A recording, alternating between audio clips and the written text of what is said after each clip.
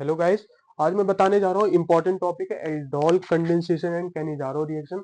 बहुत सारे बच्चों ने बोला था इसको बनाने के लिए, तो दैट्स व्हाई मैंने सोचा कि बना देता हूँ। ठीक है, तो पहले क्या करना है, सबसे पहले एल्डोल रिएक्शन बहुत इंपॉर्टेंट है, पेपर में आना ही आना है। तो सबसे पहले उसकी छोटी सी डिफाइन देख लेंगे, देन फॉलोड बाय एक एग्जाम्पल के साथ रिएक्शन कर लेंगे। ओके, एल्डोल में क्या कंपलसरी है? पहला, एल्डोल में सबसे पहला होना चाहिए अल्फा हाइड्रोजन, मस्ट होना चाहिए। अगर अल्फा हाइड्रोजन है तो एल्डोल रिएक्शन होगा, अगर अल्फा हाइड्रोजन नहीं है तो उसमें क्या होगा, कैनिजारो रिएक्शन होगा। ओके, और दूसरा क्या है, अगर कीटोन के साथ कर रहे हो तो उसमें क्या बनेगा, कीटोल बनेगा। ठीक है ना। तो एक रिएक्शन के साथ देखते हैं जो कि ज्यादा बेटर अंडरस्टैंडिंग होगी। तो इसमें अगर देखो, हमारे पास है पहले तो सेल्फ एल्डोल। दो तरीके का होता है, एक होता है क्रॉस एल्डोल, एक होता है सेल्फ एल्डोल। तो पहले हम लोग सेल्फ एल्डोल देखेंगे। जब दो मॉलिक्यूल आपस में रिएक्ट करेगा, जैसे मैंने एक एग्जांपल लेता हूँ, CH3 C double bond OCH। ठीक है, इसका नेम क्या है, एथेनॉल, और कॉमन नेम क्या है, एसिटल्डिहाइड। तो जनरली एसिटल्डिहाइड बोलता है। अब क्या होगा यहाँ पे, डाइल्यूट NaOH देगा, कोई भी डाइल्यूट बेस दे सकता है। क्या है, डिफाइन क्या है, aldehyde and ketone having alpha hydrogen in the presence of dilute alkali. Okay, dilute alkali can be anything like NaOH और KOH। Okay, to form beta hydroxyaldehyde, that is called aldol.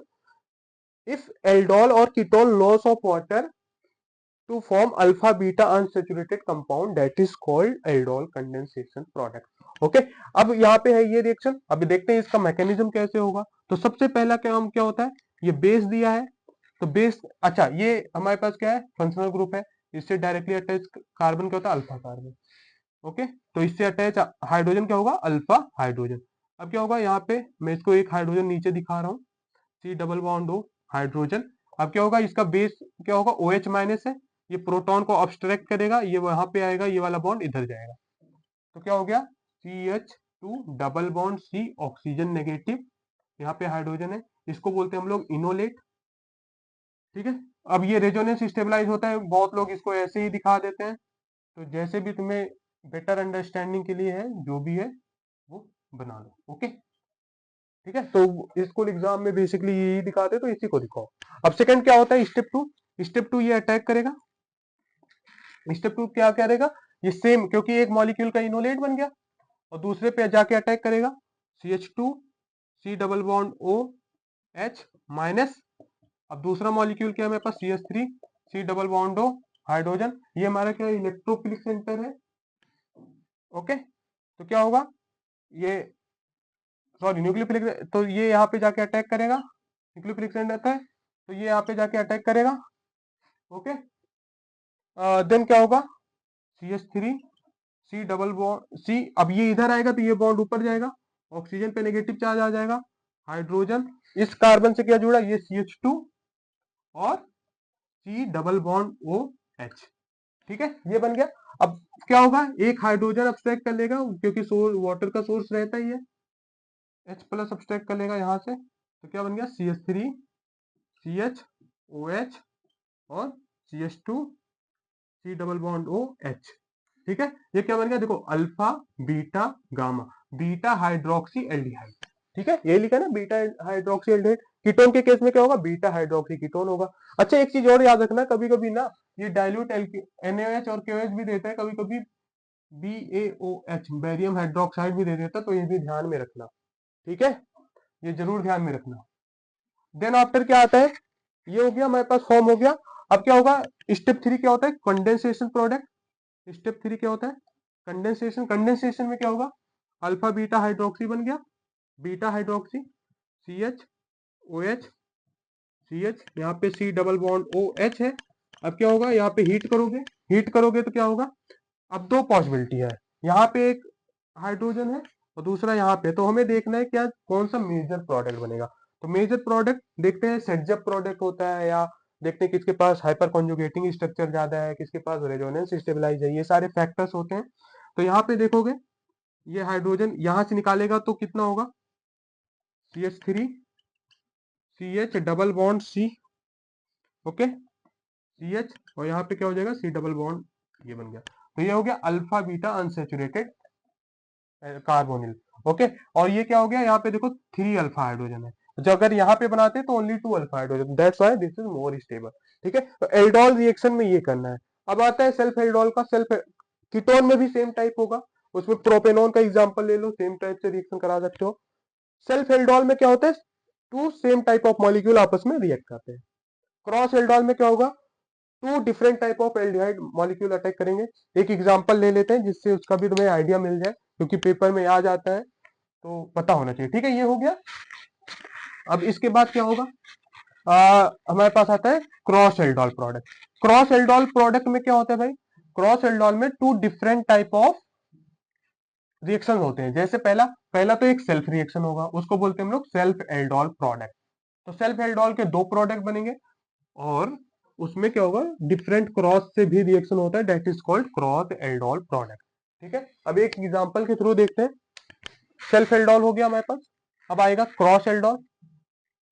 Cross aldol, अब cross aldol में क्या होगा, cross aldol में basically एक example लेते हैं, जैसे एग्जांपल CH3 CHO प्लस ये क्या हो गया, acetaldehyde, CH3 CH2 CHO, propanal, यहाँ पे क्या होगा, डाइल्यूट NaOH या KOH, या कभी कभी ये भी देता है बेरियम हाइड्रोक्साइड, तो ध्यान में रखना क्योंकि वो भी बेस है।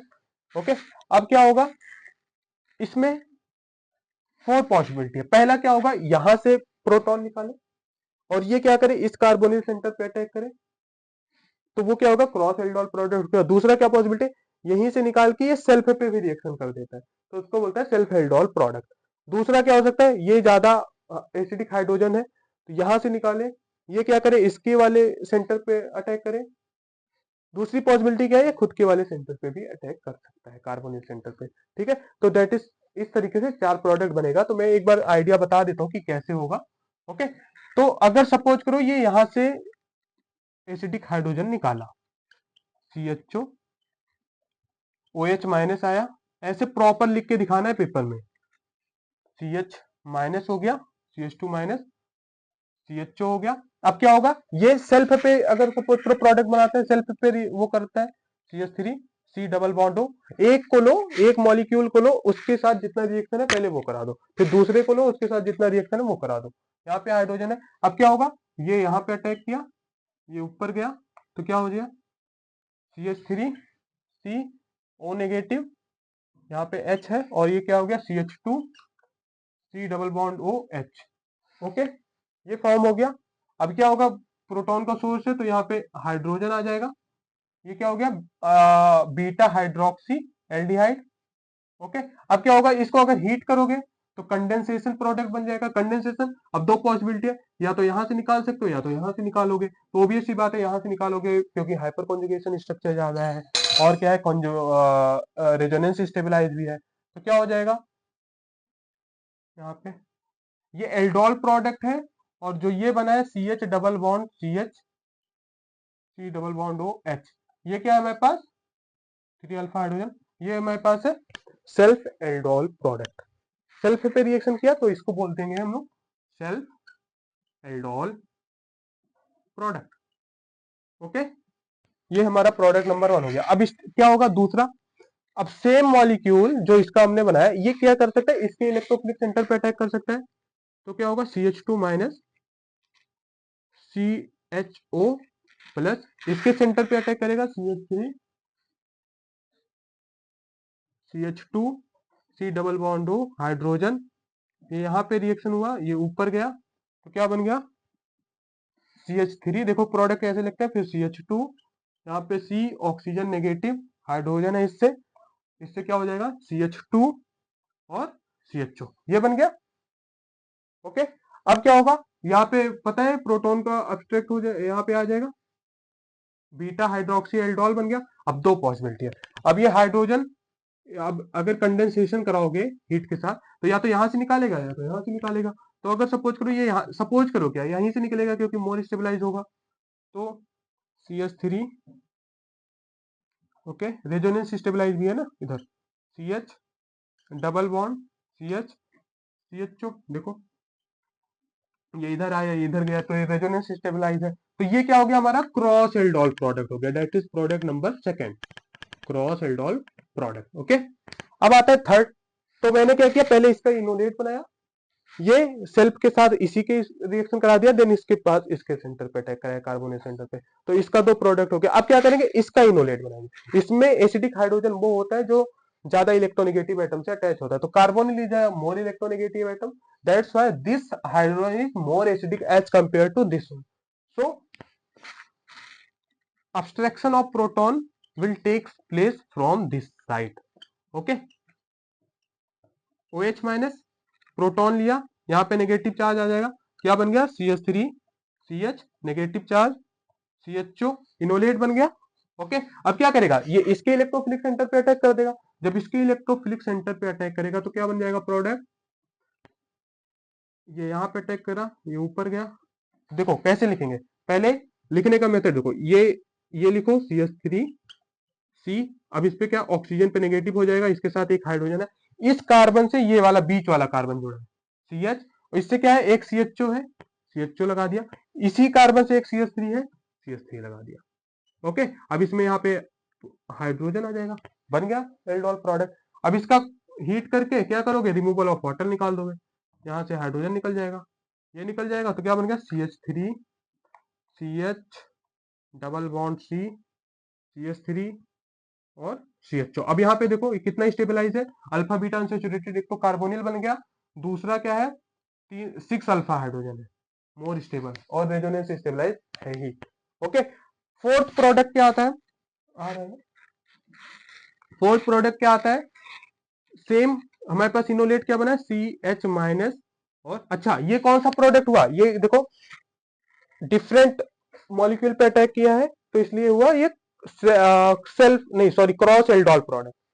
ये कौन सा प्रोडक्ट हो गया, क्रॉस एल्डोल प्रोडक्ट। ओके, अब क्या करेगा, ये सेल्फ पे भी अटैक कर सकता है, सेल्फ पे कैसे होगा, ये है, ये इसका इनोलेट बना, इसका सेल्फ क्या है CH3 CH2 C double bond O hydrogen, ये सेल्फ हो गया।